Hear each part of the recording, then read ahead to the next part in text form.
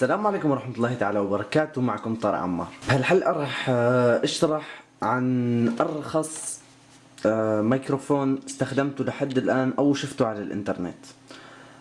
طبعا الميكروفون راح يكون من شركة تروست، شركة كتير معروفة وكويسة للإكسسوارات أو لملحقات البي سي والألعاب والكمبيوترات. طبعا اول شغله راح يكون هاد شكله من الداخل، راح يجي مع قاعده ثلاثيه. ايضا راح يجي بكابل عادي، راح يكون بنحط باي تليفون او بكمبيوتر، وراح يجي معه ايضا يو اس بي محول لهاد المأخذ. تاني شيء راح يجي بطول كابل ب 1.8 متر. وبالنسبة من الخلف راح يجي عليه محطوط بس صور القطع بالداخل كيف راح تكون وكل شغلة ومواصفاتها. طيب بسم الله بننتقل لفتح. راح نفتح العلبة نستخدم مثل ما شايفين. اول شيء راح يجي عنا كيس صغير اليو اس بي.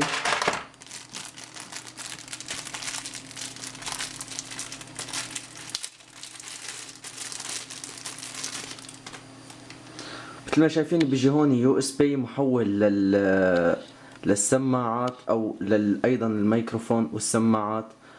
وبيجي من الامام يو اس بي. انتقالا للعلبة راح يجي ايضا مثل ما قلنا الحامل الثلاثي. طبعا راح يكون نفتحه بهي الطريقة،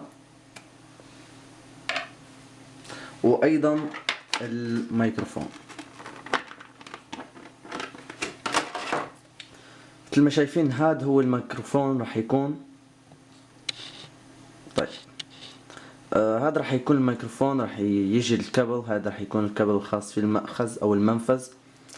راح يجي من الجهتين بالميكروفون، يعني راح يجي من الجهتين، ما راح يكون من جهة واحدة، وراح يكون في فاصل في المنتصف بس. هون راح يعطينا شوية معلومات او يعني شوية ملاحظات مثل ما الكل ما يعرفها. وهون راح يجي عليه اسم الشركة. طيب بسم الله راح نحطه. اول شيء راح نجيب الحامل. طيب راح نسكره وبعدين نجي نركبه. طيب نرجع نفتح.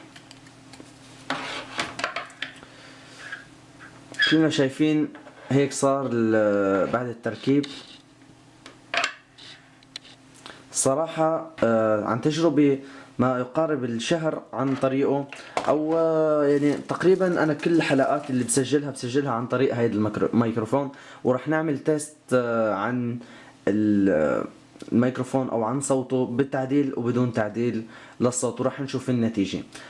طبعا قبل كل شيء بالنسبة لسعر هذا الميكروفون راح يكون $15 فقط. يعني $15 لقدرات مثل هذا الميكروفون راح يعطينا كتير جودة ممتازة للصوت وصفاوة. خلونا نشوف.